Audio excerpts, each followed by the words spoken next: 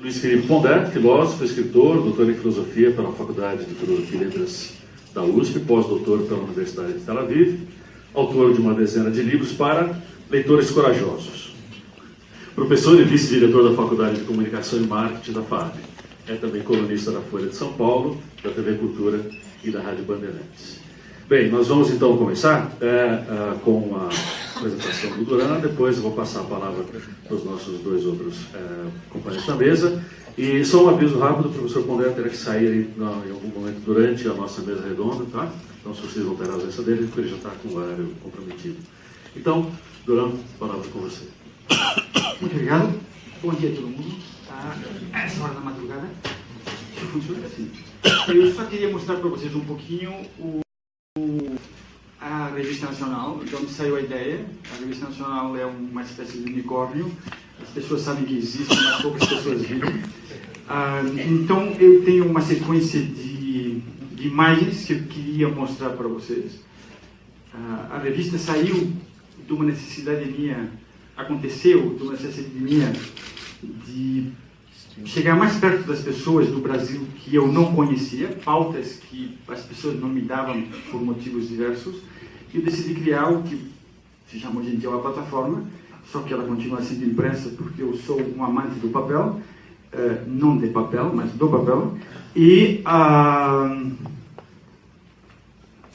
essa é a capa do número 10. Basicamente, a revista começou faz 7 anos atrás. Ela é impressa pela Gráfica Ipsis. Todo mundo tem que ter alguém que acredita nas suas ideias. No caso, Fernando Ullmann acredita nas minhas ideias. E começou de uma coisa de que eu estava fotografando na África e fazendo um livro sobre tribos na Etiópia. E de repente, no avião na volta, eu pensei que eu nunca tinha me dedicado especificamente ao Brasil. A partir desse momento, começou com personagens, com lugares, com pessoas, cantores. A revista tem um formato muito simples, ela não tem chamadas, não tem legendas, é apenas ou fotografia ou texto. E os textos são basicamente depoimentos, as aberturas podem ser variadas, mas os textos, 80% deles, são depoimentos. Durante uma época da minha vida, durante um ano, eu fotografei e fiz entrevistas para uma revista, e quando as matérias eram editadas, na fotografia, eu descobria a pessoa que eu tinha querido fotografar, mas nos textos eram editados e todos pareciam, eu não ouvia a pessoa falando. Então, através dos depoimentos, a gente grava, tira uma fita e deixa a pessoa, cada uma falar. Tem gente que fala muito ponto e a parte, tem pessoas que repetem. A gente deixa as pessoas falarem porque a gente quer ouvir as pessoas falarem. O princípio podem ser portfólios fotográficos. Isso daqui são 15 dias que eu passei dentro de um navio da Marinha Brasileira, um veleiro. 15 dias para ir desde Recife até Vitória. Pessoas, como a revista semestral, tem que ter sempre uma antecedência. Então, por exemplo, Bruna Viola, quando ninguém sabia que existia Bruna Viola, o sistema de abertura de Abre é mais ou menos o mesmo. Não facilitamos a vida para quem lê a revista, porque é quase um livro. Então, nesse caso aqui são os filósofos, que vocês reconhecem, e tem extremadamente texto, que é para as pessoas ouvirem e entenderem o que essas pessoas têm que falar. Como fotógrafo, eu adaptei essa frase do Vermeer, do pintor holandês, que eu não fotografo, porque o Vermeer falava que ele não pintava o que sabia, apenas o que via. Quando eu fotografo retratos, a Revista Nacional é uma revista de retratos do Brasil, sejam eles pessoas, paisagens, pedras, o que for. Eu apenas, quando me coloco como fotógrafo, eu apenas fotografo o que eu vejo sem partir, sem pensamento. Meu ponto de partida é a fotografia de moda. Isso é uma página dupla de Vogue, com cadeladinhas no Rio, mas se você tira a cor, o meu universo é sempre o mesmo. Né?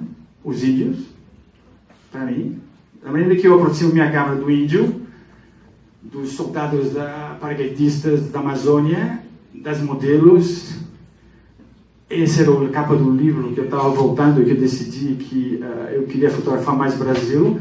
Músicos de Blumenau, soldados do 2º Batalhão de Choque, moços que trabalham na CCN, os gêmeos que não são tão gêmeos assim, palhaços que viraram deputados, cantores, professores, ministros. Isso foi curioso porque a foto eu fiz antes de ser ministro e quando a revista saiu ele já não era mais ministro. Jornalistas, a vida é efêmera.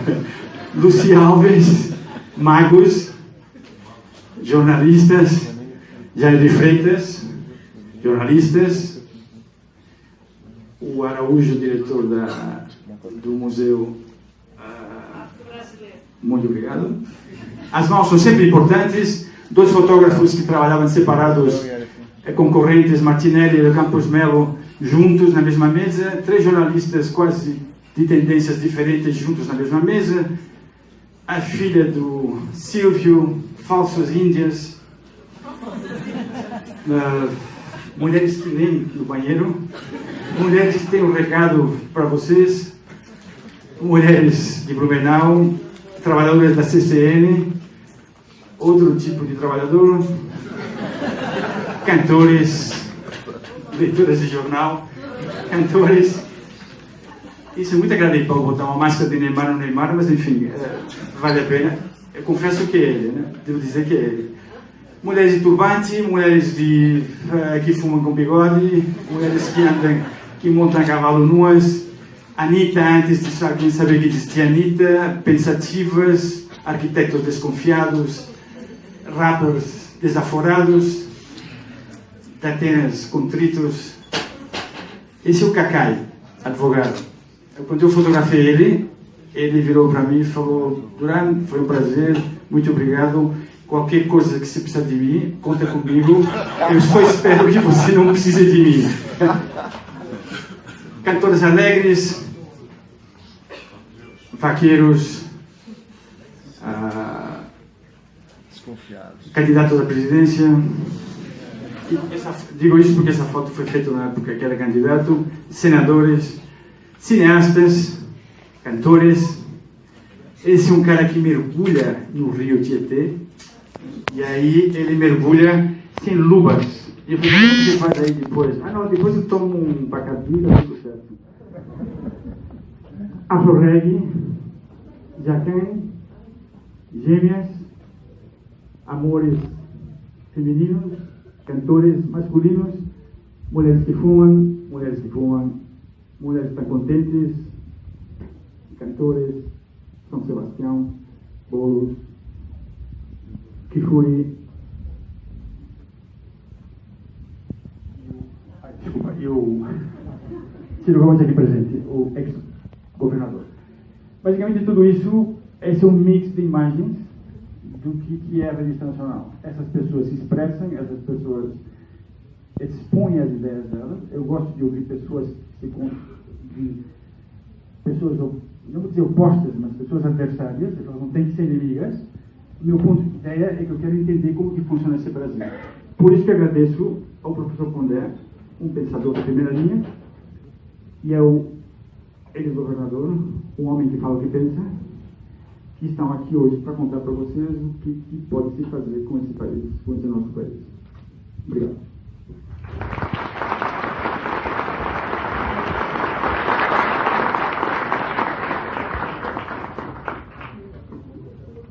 Então, dando sequência aqui nesse nosso encontro, vou passar a palavra para o professor Luiz Felipe Pondé. Depois das falas deles, aí o público vai poder participar com as suas perguntas, tá bom?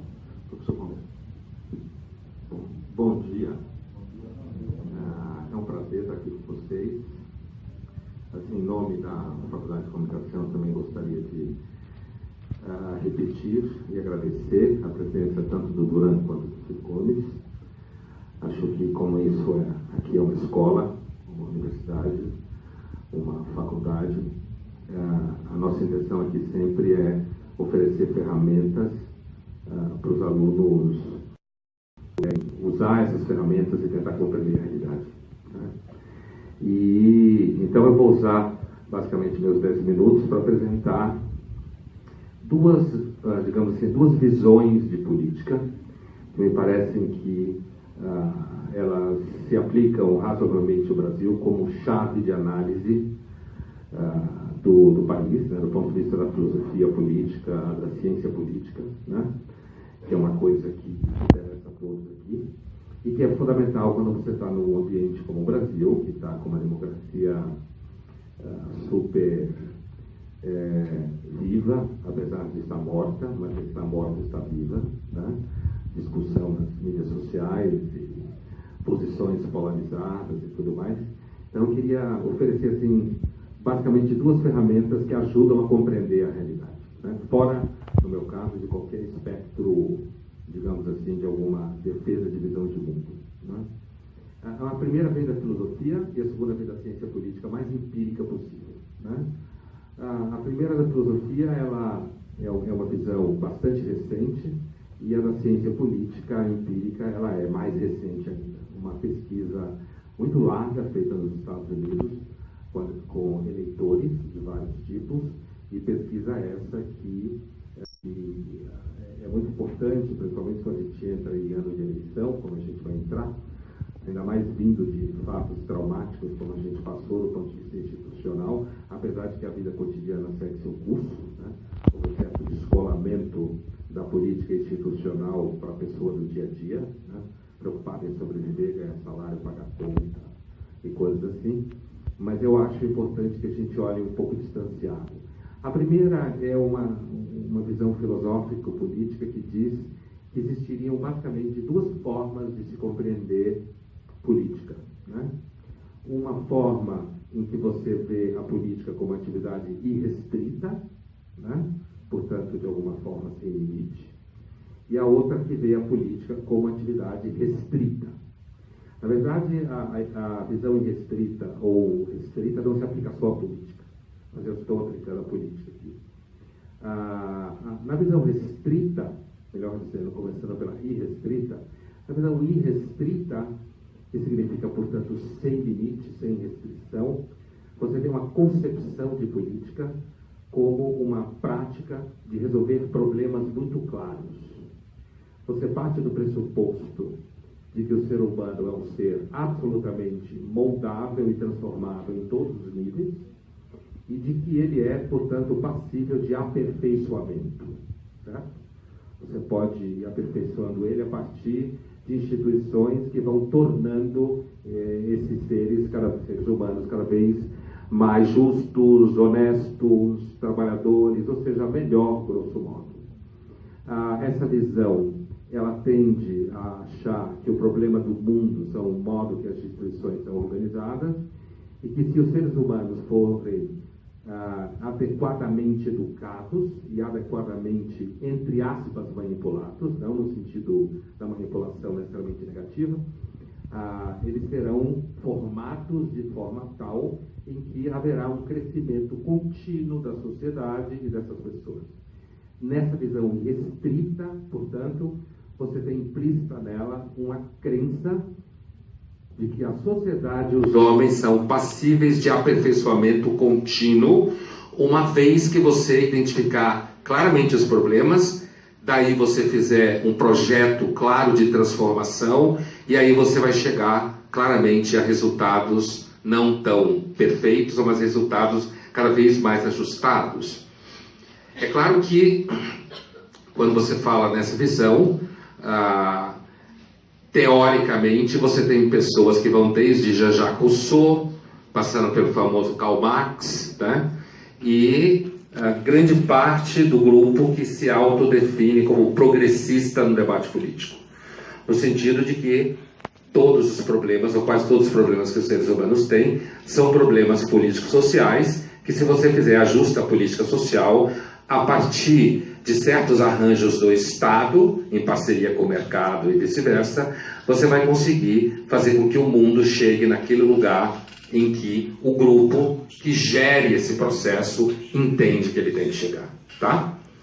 A outra visão, que é chamada de visão restrita, portanto oposta à primeira, ela entende que a política não é uma arte de solução de problemas claramente identificados, mas é uma prática, como se fala em inglês, de trade-off, negociações. Essas negociações, elas estão necessariamente implicadas na noção de processo. É um processo em que você vai negociando e essas negociações vão produzindo resultados. Esses resultados são positivos ou negativos, dependendo do momento, do lugar em que você está na negociação. Você perde aqui para ganhar lá, você ganha aqui para perder lá.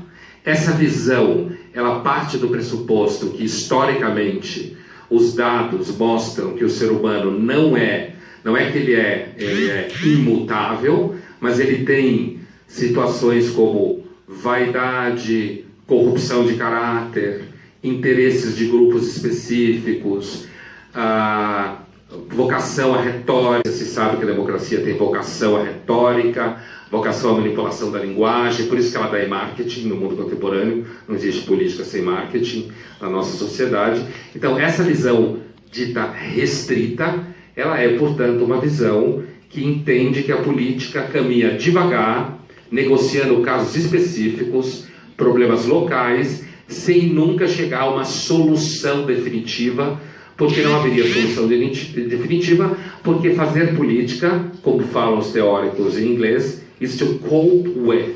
É implícita a ideia de que o ser humano, esses que se materializam na imperfeição das instituições, e que, portanto, quando a gente pensa no espectro histórico, essa postura está mais associada a teóricos como Adam Smith, David Hume, ou seja, teóricos mais céticos em termos de arranjos políticos a longo prazo, né? Essas duas visões, elas são muito operacionais para você entender o debate político, entender certas posições que cada um se coloca e, por exemplo, perceber que há, por parte dos jovens, grande parte dos jovens, uma vocação natural a entender a política como arte irrestrita, com vocação à transformação total do mundo, porque, na verdade, a política, grosso modo, desde o final do século XVIII, ocupa o lugar de uma expectativa de salvação do mundo a partir de um certo encolhimento da religião, dessa forma. A outra visão, apresentando rapidamente, que é resultado de pesquisa empírica americana, ela mostra, depois os alunos que quiserem, eu posso dar indicações mais precisas, que eu não quero perder tempo com indicações bibliográficas, mas essa outra visão, essa pesquisa, ela mostra que, né, os eleitores normalmente não sabem quem votam, principalmente para legislativo, porque as pessoas no cotidiano não estão preocupadas com política. Quem se ocupa com política no cotidiano é ou político profissional ou grupos políticos organizados com plataformas e objetivos específicos, né? Ou professores, jornalistas, intelectuais em geral, mas, digamos assim, o ser humano, entre aspas, normal, que não faz parte de desse grupo que eu citei, né? São pessoas que estão ocupadas com casamento, divórcio, câncer, ganhar dinheiro, inventário, né? E elas não têm tempo para a política. Então, a história de que as pessoas vão pesquisar um dia, provavelmente não, mesmo com as mídias sociais. Isso não acontece. Na verdade, as mídias sociais são uma plataforma com vocação populista, né? E elas, na verdade, as mídias sociais fazem eco daquilo que você já pensa. E quando as pessoas vão pesquisar, elas já vão pesquisar a partir de pressupostos que ela acredita. Então, ela não vai à pesquisa de candidatos para ver, teoricamente, quais seriam os melhores. Isso é um mito, né? Elas vão para reforçar e escolher candidatos que já alimentam a percepção que elas têm antes. Portanto, é um reforço, né? Outra coisa que essa teoria diz, ela se refere a Folk Theory of Democracy, né? Folk Theory of Democracy, que seria uma teoria em que se imagina, pessoas mais educadas votam melhor, o que não é verdade. As pessoas votam naquilo que elas acreditam ou naqueles candidatos que interessam a elas especificamente. Ela tenha postdoc, PhD, mestrado, ou ela mal saiba escrever, ela vota do mesmo jeito, voltada por interesses específicos, pragmáticos que ela tem, ou simplesmente identificação ideológica. Portanto, o objetivo dessa pesquisa, o que ela atinge, ela mostra que o mito da consciência política é um mito. O que se chama consciência política, na verdade, é você pensar do jeito que você acha que o mundo tem que ser, e quem não pensa como você pensa, no fundo, não tem consciência política. Portanto, eu queria apresentar um pouco esse olhar um tanto cético, mas que são ferramentas importantes para a gente tomar cuidado com o universo retórico, argumentativo, que a democracia tem vocação. Obrigado.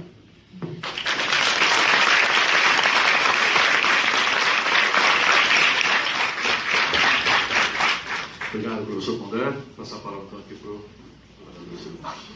Bom dia a todas e a todos. Bom dia ao professor Bueno, ao professor Pondé, ao J.R. Duran, que também posso mencionar como professor. É um privilégio para mim ter podido aceitar esse convite para estar aqui.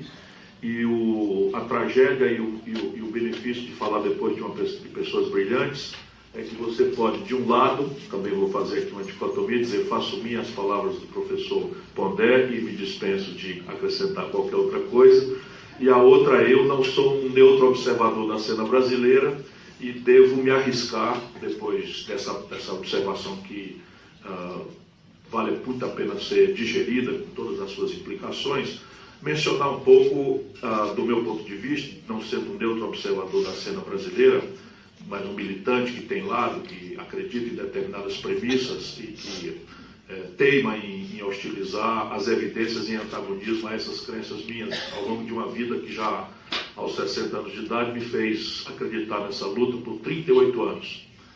Eu já fui ministro, já fui governador, mas fui deputado federal, deputado estadual, já fiquei fora da política, já fui para a academia e estava fora da política quando aconteceu esse processo brasileiro. E eu vou chamá-los a refletir um pouco mais concretamente sobre a questão do Brasil, não sem a premissa que o Pondé colocou. Nós, no Brasil, temos um problema concreto, que é o fato de que, desde 1980, o país não cresce. Nós estamos crescendo a ridículos 2% ao ano, em média, a economia, e a população cresce no mesmo período ao redor de 1,7%. O que quer dizer que, per capita, por cabeça, o Brasil está crescendo criminosos 0,4% ao ano desde os anos 80. Isso tem algumas concretudes. Primeiro, o Brasil, com 130 milhões de habitantes, representava 1% do comércio do mundo no ano 80. A China, com 800 milhões de habitantes na data, representava 1% do comércio do mundo. Hoje, o Brasil, com 206 milhões de habitantes, representa os mesmos 1% do comércio do mundo, e a China já representa 12,5% do comércio do mundo.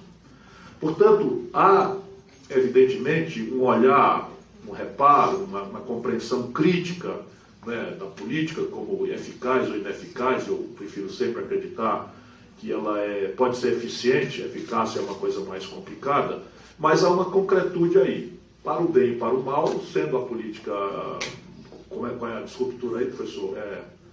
As duas coisas restrita e restrita. Sendo restrita e restrita, para a China significa que há um progresso importante, para o Brasil significa, restrita e restrita, que nós estamos estagnados.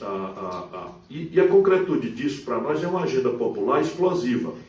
Evidentemente que essa agenda popular desconsidera, e é perfeitamente correta a percepção de que o motivo do voto não é a formação política, não é a consciência política, mas a perseguição de interesses ou afinidade ideológica. Mas o fato é que, para a China, só para dar um exemplo prático, as coisas estão no concreto melhorando, e para o Brasil as coisas estão no concreto piorando. Vamos à expressão do que eu chamo de piorando, sem deixar de perceber os avanços sedimentados aí ao longo desse tempo. No Brasil, nós estamos hoje com 13 milhões e 400 mil desempregados, temos mais de 10 milhões de pessoas empurradas para o biscate, para a informalidade, desorganizando a vida nas cidades. Nos últimos 12 meses, o Brasil assistiu, impotente, 62.600 homicídios, quase todos jovens, quase todos pobres, quase todos negros, quase todos caboclos. Para dar apenas dois elementos práticos daquilo que eu considero uma tragédia nacional. Isso tem uma explicação, penso eu, na superfície das coisas, que é a data 80 representa o fim de um modo de organizar nossa estratégia de desenvolvimento, que era o chamado nacional-desenvolvimentismo, que produzia uma proeza e uma contradição. A proeza, em apenas 3 décadas e meia, o Brasil saiu do nada, de uma economia rural de subsistência, que tirava seus excedentes na oligarquia rural, do latifúndio escravocrata, que aí está hoje vestida de outras roupas, mas que continua com esse mesmo desapreço axiológico pelo trabalho como valor em si mesmo, para se transformar na 15ª economia industrial do planeta. Portanto, não há um defeito genético na nação brasileira, porque nós somos capazes de protagonizar o mais sofisticado e veloz experimento de desenvolvimento industrial da história do capitalismo mundial, em 3 décadas e meia, que é nada sob o ponto de vista dos tempos históricos. Porém, a esse mesmo modelo, as suas imprevidências e contradições, nós devemos um outro lado. Essa população, ali quando começamos, era 80% rural, nós viramos 82% urbanos em apenas 3 décadas. Nenhum lugar da humanidade assistiu isso. Esse fenômeno do explosivo desenvolvimento chinês regula os fluxos migratórios. Ninguém tem liberdade para escolher sair do campo, para ir para a nossa cidade, organizar uma favela e estabelecer uma atividade informal para sobreviver. Ninguém viu isso. E pior do que tudo é que nós fizemos isso empatando capitais públicos e criando uma dívida. E isso produziu, em cima já de uma ancestralidade que já estava a semente disso semeada, nós produzimos a mais perversa distribuição de renda do planeta. No Brasil, 6 pessoas, eu estou fazendo isso onde eu chego para ver se eu crio um escândalo.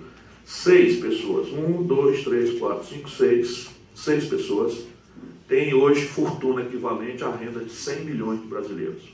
Nem no fundo da África tribal se encontra mais isso. 6 pessoas no Brasil têm fortuna equivalente à renda dos 100 milhões de brasileiros, que é quase metade da nossa população. E evidentemente que isso se deve ao colapso do velho modelo, que morreu porque ele dependia de capitais externos de longo prazo e barato, que não existem mais, e dependia de fluxos tecnológicos que se sucediam com grande paciência e que também não existe mais. E a tragédia é que de lá para cá, nós ou temos emergências, fogueiras extraordinariamente calorosas a exigir que a inteligência brasileira a isso se dedique, à conjuntura e não ao debate estratégico da formulação de futuro do país, ou simplesmente o esmagamento, a prostração ideológica ao mito neoliberal que veio por cima da nossa tragédia nacional. Primeiro, restabelecer a democracia. Então era uma grande emergência que exigia um consenso que só se celebraria se fosse um temário muito raso. Nós não podíamos discutir economia política, modelo de Estado, que tipo de Estado, de papel o Estado deve desenvolver em relação à economia, porque nós tínhamos que reunir Ulisses Guimarães, Tancredo Neves, Franco Montoro e Miguel Arraes, Leonel Brizola, João Amazonas e Luiz Carlos Prestes. Todo mundo do amplo espectro da direita civilizada, se a gente pode chamar assim, a esquerda mais dura, nós tínhamos que estar juntos para restaurar a democracia. Restaurada a democracia, vivemos a tragédia da morte do Tancredo e nos fez todos nós protegermos a transação por cima do governo Sarney, que vem com a inflação como consequência da morte do velho modelo. E aí a nova emergência que não nos permite debater o projeto nacional é o enfrentamento da inflação. Enfrentamos a inflação, ganhamos a batalha, por isso a minha geração acredita no milagre da política, menos porque não leu Hobbes, Adam Smith, e mais porque nós tínhamos uma agenda prática e nós ganhamos todas. A regionalização do país, nós ganhamos todas. O desenho da inflação parecia ser uma tragédia final para o Brasil. Nós ganhamos, eu agora já era ministro da Fazenda. E então nós acreditamos nesse milagre cíclico que a política, rasamente que seja, pode produzir. O fato é que ao cessarmos a inflação, nós demos ao Brasil uma nova, vamos dizer, civilidade ao processo político. E aí a nova tragédia brasileira é que o melhor da nossa política, da redemocratização, se esquece de pôr em debate uma estratégia nacional de desenvolvimento e surfa em ondas cíclicas insustentáveis de felicidade popular puxada por um consumo que não se sustenta. Primeiro, o plano real, que é o cessar a inflação abruptamente, dá ao povo uma noção de conforto, de acesso ao consumo, de qual ele era privado há muitos anos, e ele tende a beatificar o governante do dia, despolitizado, enfim, e um governante que sabe, e a retórica falsa é de fato um câncer da democracia, desde sempre, por isso exige que nós compreendamos que democracia não é um regime de concessão mas um regime de conquista, que pressupõe um cidadão, não há uma institucionalidade, uma engenhoca que substitui um cidadão ativo, formado, militante, ainda que seja ao redor dos seus interesses e afinidades ideológicas. Nosso problema no Brasil é um pouco mais grave, porque há uma vulgaridade aí ante uma certa apatia cidadã, e a gente introduz aí como se houvesse a possibilidade de uma engenharia institucional, lusitana, que nós não aprendemos ainda, ser introduzido no nosso imaginário, no nosso regramento comunitário, que vai nos salvar da desagradável tarefa de prestar atenção no serviço, né, na hora de votar e depois não se queixar que, enfim, olha aí o que está acontecendo no Brasil. Eu não estou falando de coisas estruturais e tal, estou falando de vulgaridades absolutamente chocantes, como a geração nova está tendo que assistir. E aí, em seguida, vem o Lula. Por essa ruptura insustentável, o Brasil quebra. E com o Lula, pela taxa de câmbio inflado lá no céu, a gente pode explicar isso. E porque o Brasil viveu um ciclo de preços exorbitantemente altos dos nossos produtos tradicionais. Quando o Lula, por exemplo, entregou para a Dilma, nós estávamos vendendo uma tonelada de minério de ferro exoticamente por $190. Quando a Dilma foi derrubada, a mesma tonelada estava sendo vendida por 38. Quando o Lula entregou para a Dilma, nós estávamos vendendo um barril de petróleo por 110. Quando a Dilma foi derrubada, nós estávamos vendendo o mesmo barril de petróleo por 30. E isso desfinancia ciclicamente o padrão de consumo que se consegue artificialmente, não é? E aí você tem a ruptura que tem a mesma cara. Desvaloriza a moeda, transfere para os preços relativos, há um cenário de inflação aparente e o governo atira com taxa de juros que cria uma estagnação econômica que explica os 2% de crescimento econômico ao ano e que explica porque nós estamos parados no país. Estes diagnósticos, sendo verdade, nos traz ao tempo presente. O Brasil está proibido de crescer por 3 concretudes e uma questão estratégica. 3 concretudes. A primeira, o excessivo endividamento das famílias e das empresas. Hoje há 40 milhões de brasileiros negativados no SPC. E nenhuma empresa de capital aberto no Brasil, cujos balanços são públicos, fez caixa no último semestre para enfrentar a parcela vencida dos seus débitos com os bancos. O governo quebrou. Hoje, nos últimos 12 meses, tem um buraco de 179 bilhões de reais em contas primárias. Faltam mais 482 da parte que vence da dívida nos próximos 12 meses. Quebrou. E terceiro, qualquer brincadeira de crescimento, nós apresentamos um desequilíbrio na conta do Brasil com o estrangeiro. Portanto, antes da gente discutir, né, a questão funda, né, da utilidade da política em tempos de internet e tal, o Brasil pode sim remover alguns obstáculos caricatos. E isso impõe a necessidade de que a gente reordene as energias do país ao redor de um projeto nacional de desenvolvimento. E isso aqui não são palavras ao vento. Projeto supõe planejamento, objetivo, metas, prazos, supervisão, avaliação, controle e, portanto, um conflito ideológico ancestral. Nacional é outro conflito, porque o nosso modo de vida é referido a um padrão de consumo que nós não temos a arte para empreender. Nós não sabemos fazer celular, não sabemos fazer carro, não sabemos fazer química fina, não sabemos fazer computador, não sabemos fazer eletroeletrônica e alimentamos a ilusão de que vamos pagar o nosso modo moderno de consumo, ao qual imprudentemente referimos a nossa própria felicidade, com minério de ferro, soja, milho e petróleo bruto. Não, essa conta não fecha. Né? E, portanto, de desenvolvimento, porque o país não tem a opção de crescer na medida em que hoje prevalece sobre os interesses da produção e do trabalho a especulação financeira. Não é tarefa simples, não é tarefa fácil, porém, penso, é do que se trata. Obrigado por sua atenção.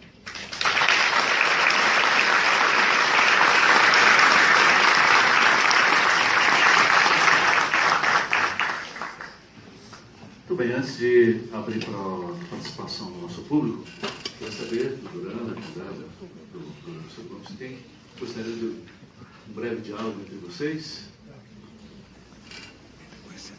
Sim, sempre, claro. Tá certo, mas que rumo? Como fazer tudo isso? Porque, basicamente, a gente sabe o que aconteceu, mas o Brasil me dá a sensação de um país, eu já falo várias vezes isso, quer dizer, obviamente que daqui não vai sair a ideia do ovo de Colombo, mas a sensação que me dá o Brasil é um país que tem essa coisa do voo da galinha, quer dizer, voa, voa, voa, agora vai. Se sempre a cada 6, 7, 8 anos, quando caiu a ditadura, agora vai. Quando não sei o quê, agora vai. Quando depois fez o plano não sei quantos, agora vai. E vai, e não chega, ou não vai, ou volta, enfim. Isso tem que fazer uma macumba, acabar. Tem uma coisa ancestral, que tem que fazer um nó, tem que fazer, ou por onde começar a resolver, para fazer isso que funcione. Os dois, pode pagar, os dois. Veja, nós podemos procurar essa resposta por dois caminhos. A experiência civilizatória comparada ou ir à própria vivência brasileira, que necessariamente deveria consultar o primeiro critério. Na experiência internacional comparada, parece que o que sustenta o êxito civilizatório estável, contínuo, isso foi meu trabalho acadêmico quando eu fui embora lá para os Estados Unidos, lá com 36 anos, ex-ministro, ex-governador, enchi da política, né, por compreender esses outros aspectos, e fui para meu outro veio curar minha ignorância estudando. E basicamente a minha ideia é, será que por trás desta Babel institucional, dessas histórias caóticas em que parece a humanidade se repartir, será que existe um traço comum que explique o êxito civilizatório sob o ponto de vista de economia política? E eu sustento hoje para discutir que sim. E eles são três, esses elementos comuns. Primeiro, um alto nível doméstico de capital, ou seja, o que os economistas chamam de formação bruta de capital doméstica elevada. O Brasil, tradicionalmente, não poupa. Só para vocês terem traduzido para quem não é iniciado, é assim, e não é o caso aqui, naturalmente, o que é que sobra entre o que a gente produz e o que a gente consome. Então, tradicionalmente, o Brasil faz o atalho, o puxadinho, o desvio, porque isso é um conflito político. Por exemplo, o imposto sobre heranças na América do Norte e na Europa vai entre 35% e 45%. No Brasil é 4%. Só 2 países do planeta Terra não cobram tributo sobre lucros e dividendos empresariais, o Brasil e a Letônia.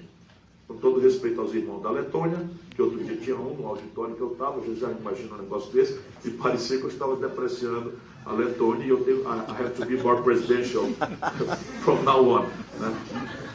Então, todo respeito aos irmãos da Letônia. Então, são coisas práticas. Segundo, independentemente da institucionalidade ou da retórica, jamais prosperou nenhuma civilização que por detrás você não encontre uma sólida convergência estratégica entre estados poderosos, energizados, iniciativa privada convergente com o consenso estratégico definido e uma universidade imbricada organicamente com esta estratégia.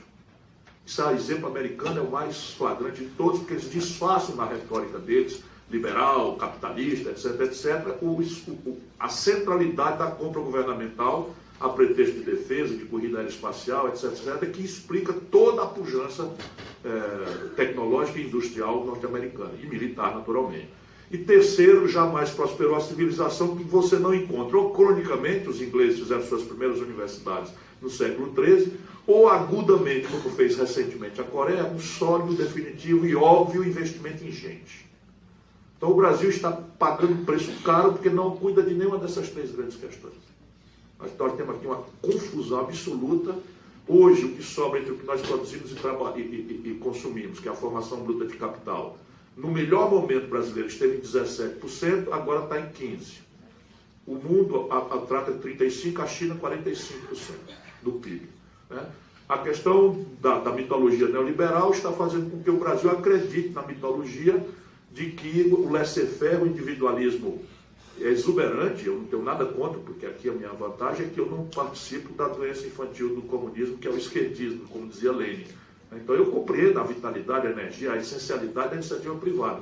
Porém, jamais a iniciativa privada foi capaz de promover desenvolvimento. Desenvolvimento é uma coisa muito mais complexa. Há páginas relevantes de Adam Smith explicando as virtudes do mercado, que é, no fim, a grande tese, porém, páginas importantes explicando que o mercado deixado solto concentra e gera inestabilidade e rupturas. Como a história empírica observa, em 2008 está insultando. E o Brasil tem menos matrícula em garotos de 18 a 25 anos do que a Colômbia, que é um país muito mais pobre do que nós. Então, agora aqui, se isso for verdade, as pistas estão dadas. Para o Brasil, o que é que tem que ser feito no concreto? Eu já dei as pistas. Nós precisamos elevar a formação bruta de capital. E no caso aqui são 3 movimentos. O movimento tributário, que seja mais progressivo, né? Tributar mais o alto escalão e menos o consumo popular. O segundo movimento é organizar a base da poupança de longo prazo da sociedade, que é basicamente a Previdência, mas não só ela, num regime de capitalização público, que substitui um regime de repartição quebrado. E terceiro, o movimento de fundação de um mercado de financiamento, de capitais, de venture capital, que não existe. O Brasil não tem. O venture capital, a gente usa a expressão em inglês, não é com pedantismo, não tem sequer um correspondente em português. E hoje é um grande dinheiro que existe, que é um dinheiro de altíssimo risco, que se associa a ideias inovadoras que deram, por exemplo, origem ao Google, ao Facebook, à Microsoft e à Apple. O Bill Gates aqui no Brasil tinha abortado, estava vendendo pastel na Avenida São João ali, porque tem uma ideia mirabolante que ninguém acreditava, e alguém lá botou o dinheiro, não que ele tivesse que dar uma garantia, etc, etc. Então esse é o movimento na formação bruta de capital. A coordenação estratégica é que o Brasil precisa se reindustrializar. Porque se o nosso modo de vida moderno é referido a um padrão de tecnologia e de industrialização, nós temos que matar a ilusão de que vamos pagar isso com produtos in natura. E eu termino. O que quer dizer isso concretamente? Em 1930, o Brasil tirava 30% da sua riqueza da indústria. Hoje nós estamos tirando 8%. Isso retrocedeu em 1910. E por onde industrializar? Será que é o mercado sozinho que vai fazer? O Brasil tem algumas obviedades que o mundo não tem mais. Por exemplo, isso é o lado bom da tragédia. Por exemplo, 60% do óleo diesel que nós estamos gastando nos ônibus de São Paulo são importados. Então o Brasil desenvolveu a genialíssima política de exportar petróleo bruto barato e importar gasolina, óleo diesel, querosene, lubrificantes do estrangeiro pagando em dólar. Por exemplo, a União Federal vai comprar este ano, dinheiro público, 17 bilhões de dólares do Complexo Industrial da Saúde. Por exemplo, 40% da agropecuária mais agressiva, dos custos da agropecuária mais agressiva do mundo são importados. Por exemplo, as Forças Armadas, a defesa brasileira vai gastar 2 dezenas de bilhão esse ano, 2 dezenas de bilhões esse ano, importando até bala, munição, mísseis, equipamento, peças de reposição do estrangeiro. Aí você tem um projeto de um super avião de transporte que a Embraer está desenvolvendo, que o Brasil já gastou dinheiro público, 3 bilhões de reais, falta 700 milhões de reais para concluir o projeto, com ele já voando, para poder certificar e acessar o mercado de 20 bilhões de dólares, substituindo o Hércules 630 americano, que é turbohélice, e o nosso é turbina, e o governo Temer cortou 700 milhões. Ou seja, vamos jogar 3 bilhões de reais no chão para atender ao constrangimento de demanda que o governo americano quer para si. E não conseguiram ainda fazer a reconversão tecnológica que nós conseguimos fazer aqui. Ou seja, aí estão as caricaturas e as pistas do que o Brasil tem que fazer e pode fazer. Bom, eu só acrescentaria o seguinte, acho que dentro do espírito que eu falava no começo, para mim, eu não acho que existe uma clareza tão grande assim sobre o modelo de sociedade, nem o modelo, acho que faz parte justamente da democracia, um nível alto de argumentação e uma tendência a você enquadrar a realidade numa certa narrativa, né? Não há dúvida que existe muita literatura e muita experiência histórica que associa Estado e mercado, né? Assim como no caso do Adam Smith, por exemplo, que apontou grandes riscos no enriquecimento, no que ele chamava mesmo de uma certa degeneração moral. Assim como no caso da China, você tem uma associação muito interessante entre o Estado autoritário e o mercado de consumo. Assim como no caso do Lenin, e desde ele, passando por Stalin até Trotsky, movidos por uma percepção de organização da sociedade, a partir de uma percepção teórica de como o mundo deve ser, levaram a cabo um dos maiores massacres históricos que a gente conhece. Então, com isso eu quero dizer o seguinte, a pergunta do Durão, o que fazer, você falou até de Balacumba, né? Eu acho assim, eu tenho uma percepção um pouco mais, talvez pela posição em que eu ocupo dentro da sociedade, eu tenho uma percepção um pouco menos comprehensive como a tua, né? Porque você apresentou uma percepção comprehensive, no sentido de que você identifica exatamente problemas, você sabe o que fazer com eles, né? Pelo menos do ponto de vista teórico, você tem uma visão do que fazer com eles, e que a consequência disso daí é que, fazendo isso, então o Brasil sairia dessa estagnação que a gente vive já há algum tempo, né? Eu vejo, voltando, você falava em algum momento aí sobre as mídias sociais, eu tenho uma observação assim da democracia, talvez um pouco mais, como não sou militante, estou envolvido com a tentativa de olhar um pouco mais neutro, né? É assim, eu acho que a democracia, a política mundial, ela está num momento bastante interessante, que é uma certa desorientação, que não é só no Brasil, não. Se você vou pegar só 3 casos para ilustrar. 3 grandes casos, assim, Brasil, Estados Unidos, Europa, Comunidade Europeia, né? Para não entrar na Rússia, que também é um caso muito interessante. Mas, assim, eu acho que a gente vivia, desde o final da Guerra Fria, a gente vivia uma crença de que a democracia ia crescer como regime, ia encontrar problemas, ia resolver esses problemas e todo mundo ia ficar cada vez mais rico, inclusive navegando na que se chama de mitologia neoliberal. Eu acho que, se a gente usar essa linguagem, tem 2 grandes mitologias. Uma é a mitologia neoliberal, de que se você acabar com o Estado tudo dá certo, e a outra é que o Estado sabe o que está fazendo quando acha que sabe, certo? Você tem alguns teóricos ou práticos, sejam a gente que mete a mão na massa, sejam mais burocratas, que tem teorias de mundo, tem teoria de Estado e acha que sabe o que está fazendo. Então acho que tem 2 grandes mitologias da democracia contemporânea. Uma é de que o Estado deve sumir, a outra é de que o Estado... O que é o Estado? O Estado são pessoas reais, com visões de mundo e práticas burocráticas administrando essa máquina, né? Então, diante do cenário como esse, de que a gente está um tanto desorientado na democracia, e o país que mais, o país não que mais cresce no mundo, mas o país que está tendo resultados muito bons, é um país justamente que tem economia de mercado sem democracia, que é a China, como você estava citando. Então, acho que isso deve nos chamar a atenção, nos deixar muito atentos, que é justamente um país que não tem democracia, mas tem economia de mercado, que está não mais crescendo, mas despontando nas últimas décadas, né? Então, eu diria, assim, no momento, no olhar pequeno sobre o Brasil, Duran, a macumba sempre ajuda, mas assim, né? Macumba sempre ajuda, mas assim, eu diria que nós temos um problema eminente, que assim, a democracia, ela está um tanto desorientada, e quando eu digo desorientada é o seguinte: você tem na Inglaterra, por exemplo, um líder altamente populista, como Corbyn, né, arregimentando jovens, dizendo que pode dar tudo de graça. Você tem o risco de um nacionalismo xenófobo crescendo em países como França ou a própria Inglaterra, né? Nos Estados Unidos você tem uma polarização entre um candidato como Bernie Sanders, que também é um populista de esquerda, e um candidato que ganhou a eleição como Trump, que é um populista de direita, né? Pelo menos assim ele se apresenta. Então a democracia hoje, ela está no ambiente, e não acho que é só hoje, mas ela está no ambiente em que ela tem certas inseguranças com relação à sua operação, né?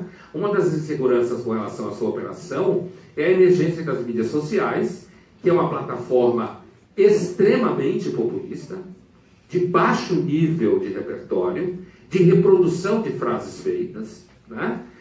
Onde tudo que você vê é fulano arrasa fulano, fulano arrasa fulano, fulano arrasa fulano, fulano arrasa fulano. É o tempo inteiro no nível do bate-boca, certo? Porque é um certo de assembleia permanente.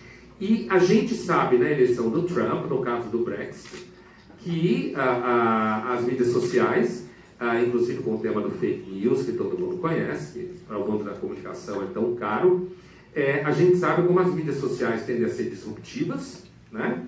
E como a eleição de 18 no Brasil pode vir a ser uma eleição semelhante no sentido americano, em que Donald Trump foi o primeiro candidato eleito pelas mídias sociais. Quer dizer, não foi o Obama. O Obama brincava com mídias sociais, mas o Obama era um cara do establishment da mídia americana. Todo mundo falava bem dele.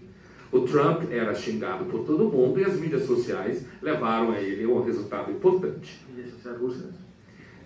Russas e americanas, né? Porque, assim, porque, na verdade, do ponto de vista das mídias sociais, ainda que você tenha grupos e governos que introduzam e paguem pessoas, aqui no Brasil a gente sabe, A gente sabe que na época do governo PT tinha grupos que difamavam pessoas anti-PT, assim como você hoje tem grupos, na época também já tinha, grupos associados a uma nova direita que entram no corpo a corpo da guerra cultural, também difamando gente, né? Então, o que eu estou querendo dizer, Duran, é o seguinte, e Zé Luiz e Ciro, é que assim, quando você pergunta o que fazer com o Brasil, eu tenho uma percepção, talvez um pouco mais do âmbito da linguagem, do olhar da comunicação, que assim, as eleições de 2018 elas são fundamentais, né? Não que vai resolver o problema do Brasil, mas porque elas são fundamentais no sentido de que, depois desse processo que a gente passou, o Ciro descreveu ele em larga escala do ponto de vista econômico e tal,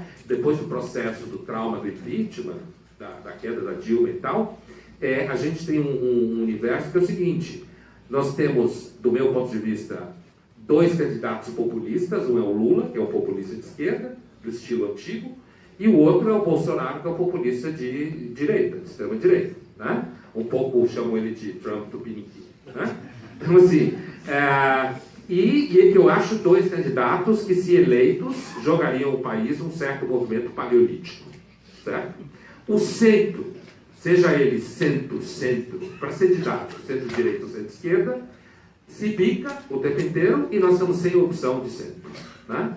Nem se você entender como centro-esquerda, centro-direita ou centro, quando eu digo sem opção, é sem nenhuma figura que claramente esteja no processo de diminuir a polarização entre Lula e Bolsonaro. Isso que eu estou chamando que não existe. É claro que existem vários nomes, mas ainda não existe nenhum nome que, num certo universo, apareça como interessante, que possa nos livrar dos dois populismos, né? Eu imagino que você esteja como possível, eu sei, mas você é um dos nomes que está aí no menu, né? Se brincando, exatamente, está aí se brincando. Então, Duran, eu acho que o importante agora, no momento que a gente está no Brasil, seria dar atenção à eleição de 2018, olhar quem são os nomes, né? A prestar atenção nos históricos dessas pessoas, certo? Agora, para terminar, lembra o que eu falava no começo. Um dos detalhes dessa pesquisa muito empírica, muito importante, é que as pessoas não têm tempo de fazer isso, certo? Quem faz isso é normalmente robô das mídias sociais, até robôs, certo? Ou pessoas que ganham a vida para fazer isso. Então, a tendência é que as mídias sociais também são colonizadas pelos mesmos tipos de processos que os antigos processos políticos eram colonizados, né? Então, assim, o que eu estou dizendo me parece que tem uma agenda imediata, que é a atenção à eleição de 18. Eu, pessoalmente, acho que essa parafernália atual, tira tema, bota tema, tira tema, bota tema, para mim já encheu o saco, e para mim nós estamos nos 44 minutos do segundo tempo, isso daí já foi, né? O importante é pensar como é que vai se organizar 2018 em termos de opções políticas. E não ficar discutindo se vai tirar o Temer aos 45 minutos do segundo tempo, como se isso fosse uma grande prova de civilidade e honestidade e ética e o cacete a quatro, certo? É isso. Obrigado. E vamos criar galinha. Podemos criar gado também, que a gente pode criar gado. Tem sim. Aliás, quem tiver perguntas, só pedir a eu, só do pegar os papéis para vocês mandarem por escrito, tá? Então, tem aqui uma colocação, e eu acho que ela é bem interessante em dois aspectos. Ela diz o seguinte, da Jocelyn Harari. A pergunta diz assim: fruição é relativa à educação. Ela se desenvolve ou não com a experiência visual? Tem uma parte que eu acho que é bastante própria, se o quiser comentar, claro, né? Se fruição é relativa à educação. Fruição. Ela se desenvolve ou não com a experiência visual? Então, vou passar para você, Dora, mas eu gostaria só de puxar esse ganchinho aqui, dessa palavra mágica, né, chamada educação, que o Dr. Ciro Gomes falou a respeito dela, o Pondé também sempre toca nisso aqui. O quanto se pode esperar, e aí eu incluiria os dois, né, o quanto se pode esperar em relação à educação. A gente coloca muita esperança e coloca muito peso sobre a educação, mas me parece que é colocar responsabilidade demais sobre um elemento só da formação do cidadão, do indivíduo, né, no país, né? Talvez haja outros elementos que poderiam ser colocados aí nesse embate. Coloco para os Eu vou pedir para falar rapidamente, porque eu tenho que ir segundas-feiras de manhã, eu trabalho no PIS, eu estou aqui roubando do jogo hoje, né? Os alunos sabem que eu nunca estou segunda-feira de manhã na FAAP. Só para dizer uma palavra sobre isso. Eu concordo, Zé Luiz, que se põe muita expectativa em cima da educação, né? Tem até gente que tem esperança de que a educação ensine os jovens a se sentir melhor na vida. Lidar bem com seus sentimentos. Eu não conheço ninguém que lida bem com sentimentos, são os seus mentirosos, né? Sentimentos é justamente uma coisa que enlouquece você. E com isso o que eu quero dizer é o seguinte, é que eu acredito que se a gente diminuísse as expectativas, né, o que o Ciro falava sobre educação, o caso da Coreia do Sul e tudo mais, quer dizer, na formação técnica, inclusive, das pessoas, né? Às vezes a universidade, as ciências humanas, fica um pouco distante dos problemas reais, às vezes quase correndo o risco de ficar irrelevantes, porque fica discutindo, por exemplo, os nomes dos banheiros, sabe, coisas assim, se o banheiro tem que ser assim, o banheiro tem que ser assado, quando na verdade a gente não tem gente que fabrica computador, para usar o seu exemplo. Então, assim, eu acho que seria, a minha opinião, seria uma diminuição da expectativa sobre a educação, uma diminuição da ideia de que a educação tem que formar o cidadão. O cidadão é formado por várias formas, inclusive que a gente nem sabe quais todas, mas se a gente conseguisse fazer um plano um pouco mais objetivo, que reunisse formação técnica em larga escala, certo? E reunisse as humanidades, um pouco como fala o reitor de Harvard, porque as humanidades são aquelas que movem as questões. E eu encerro contando uma história de um cientista Wilson, Eduardo Wilson, que ele diz assim, se chegasse aqui uma raça de ETs muito avançadas, para quem a nossa ciência fosse um lixo, a gente só teria uma coisa de interessante a oferecer a eles, o que a gente conhece de humanidades. Porque isso aqui fala justamente quem nós somos, nossas expectativas e os nossos anseios e os nossos medos.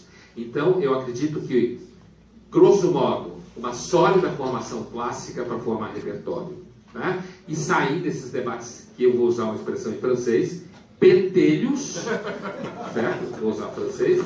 Esses debates pentelhos que jogam o indivíduo, ou ele é isso ou ele é aquilo, ou ele está aqui ou ele está ali, ou ele é de direita ou ele é de esquerda, ou ele é assim ou ele é assado. E, por outro lado, uma formação técnica sólida, em grande parte, para grande parte dos jovens.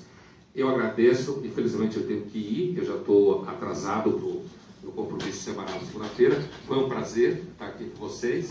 Agradeço ao Ciro, ao colega Zé Luiz, à FAAP e ao Duran, que criou isso tudo, certo, com a revista. Foi muito bom estar com você, Duran, fazer o ensaio. Foi um prazer e até breve. Muito obrigado.